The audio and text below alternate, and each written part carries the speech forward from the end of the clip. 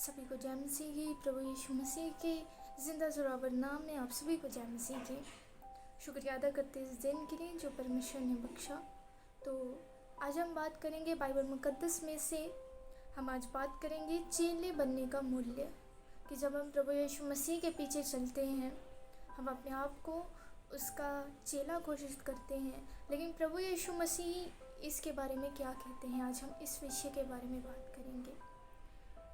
जब हम प्रभु यीशु मसीह पे विश्वास रखते हैं तो इन वचनों के बारे में पढ़ना हमारा कर्तव्य है, उसके बारे में जानना हमारा कर्तव्य है।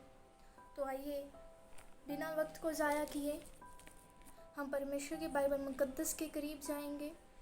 हम निकालेंगे लूका रचित सुसमाचार, उसके 14 चैप्टर 14 चैप्टर और उसके 25 आयत से हम पढ़ेंगे।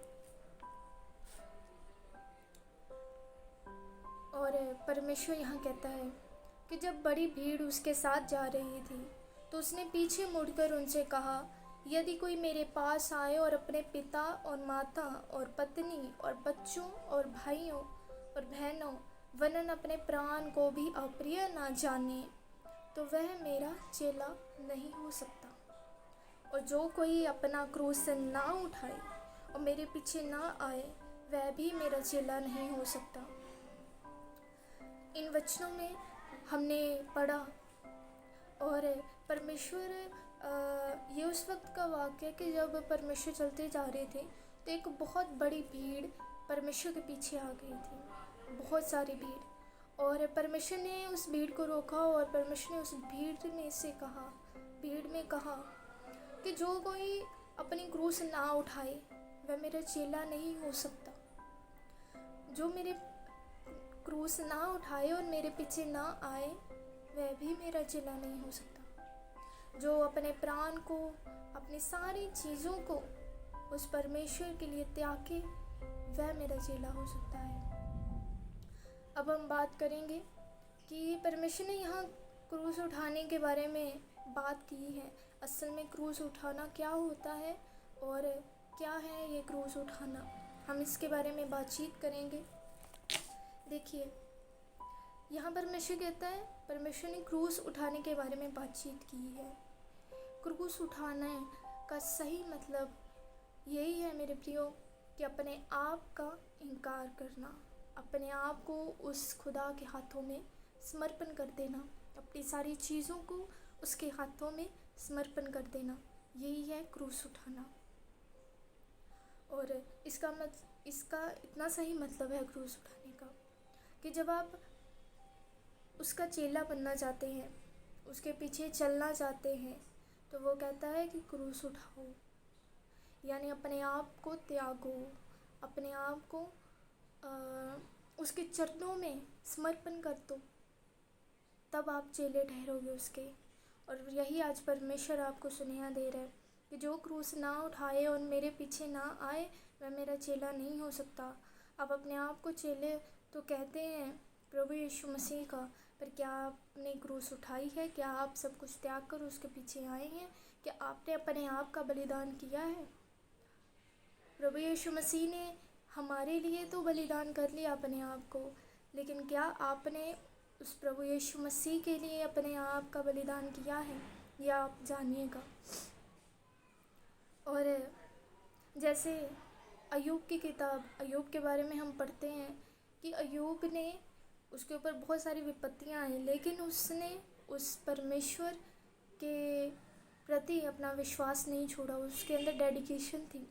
और अगले वचन में प्रभु वही उस डेडिकेशन के बारे में, उस चाहत के बारे में बातचीत कर रहे हैं। हम आगे पढ़ते हैं 28 आयत से, तुम में से कौन है जो गढ़ बनाना चाहता हो और पहले बैठकर खर्च ना जोड़े कि पूरा करने की सामर्थ्य मेरे पास है कि नहीं? कहीं ऐसा ना हो कि जब वह नींव डाल ले पर तैयार ना कर सके, तो सब देखने वाले ये कहकर उसे ठट्ठों में उड़ाने लगे, ये मनुष्य बनाने तो लगा पर तैयार ना कर सका। या कौन ऐसा राजा है जो दूसरे राजा से युद्ध करने जाता हो और पहले बैठकर विचार न कर ले कि जो 20,000 लेकर मुझ पर चढ़ा आता है, क्या मैं 10,000 लेकर उसका सामना कर सकता हूँ या नहीं? नहीं तो उसके दूर रहते ही वह दूतों को बेचकर मिलाप करना चाहेगा, इसी रीति से तुम में से जो कोई अपना सब कुछ त्याग ना दे वह मेरा चेला नहीं हो सकता। यहाँ पे बात की गई है कि परमेश्वर कहता है कि तुम में से कौन सा ऐसा मनुष्य है कि जो घर बनाना चाहता हो पर उसने कभी अपना बजट ना देखा। मतलब सिंपल भाषा में कहें, जब आप कोई घर बनाते हैं आप पहले अपना बजट जोड़ते हैं कि क्या मैं बना सकता हूँ या नहीं, और फिर ही आप नींव डालते हैं। और आगे परमेश्वर कहता है कि ऐसा ना हो कि आप पहले ही घर बनाने चले जाएं और फिर उसके बाद घर बने ना, और फिर लोग ठट्ठा उड़ाएं कि ये तो घर बनाने गया था पर ये तैयार ही ना कर सका। इसलिए वैसे ही स्वर्ग का राज्य है। फॉर एग्जाम्पल, आसान भाषा में आपको समझाती हूँ। जैसे मान लीजिए आपने कोई टीम तैयार करनी है, ठीक है, आपने फॉर एग्जाम्पल वर्शिप टीम ही तैयार करनी है, तो आप उन्हीं लोगों को लेंगे ना जो वर्शिप के बारे में जानते होंगे, जिनके अंदर चाहत होगी प्रभु यीशु मसीह की महिमा करने की। आप उन्हीं लोगों को लेंगे ना। आप जिनके अंदर डेडिकेशन होगा कि हाँ मैंने परमेश्वर की महिमा करनी है, आप उन्हीं को तो वर्शिप टीम में शामिल करेंगे। इसलिए वैसे ही स्वर्ग का राज्य है। परमेश्वर उन्हीं को अपने चेले बनाएगा जो जिसके अंदर उसके प्रति चाहत होगी, जो उससे प्रेम करते हैं और जो उसके बारे में जानते हैं और जो उसके साथ चलते हैं। आप ऐसी किसी को तो नहीं ना उस वर्शिप टीम में शामिल कर लेंगे। आप पहले देखेंगे, परखेंगे, और जिसके अंदर चाहत होगी, डेडिकेशन होगा, वही तो होता है ना शामिल। वैसे ही जब तक आपके अंदर उस प्रभु यीशु मसीह के प्रति चाहत नहीं है, उसके प्रति डेडिकेशन नहीं है, तब आप उसके चेले नहीं कह सकते अपने आप को। जब तक आप, परमेश्वर क्या कहता है, किसी रीति से तुम में से जो कोई अपना सब कुछ त्याग ना दे वह मेरा चेला नहीं हो सकता। यही तो है क्रूस उठाना, अपने आप को त्याग देना और उसके साथ चलना, उसके प्रति अपने मन में, अपने दिल में चाहत जगानी। और परमेश्वर आज आपको यही सुनेहा दे रहा है कि क्या अगर आप उसके पीछे चलना चाहते हैं तो आपका क्रूस उठाना अवश्य है, और वही परमेश्वर का चेला ठहरता है। परमेश्वर आप सभी को आशीष और बरकत दे। खुदा बाबा आपको सलामती बख्शे और परमेश्वर आपकी सारी ख्वाहिशों को पूरा करे। मैं ये प्रार्थना करती हूँ कि खुदा आपके शरीर को, आपकी आत्मिकता को और आपके घराने को आशीषों से भरपूर करे। और मैं प्रार्थना करती हूँ कि परमेश्वर आपको बहुत सी आशीषों से निवाजे, और जो आप आत्मिकता में गिरे हैं परमेश्वर आपको उठाए और फिर से खड़ा करे और आपके दिल में उसके प्रति चाहत जगाए। आमीन।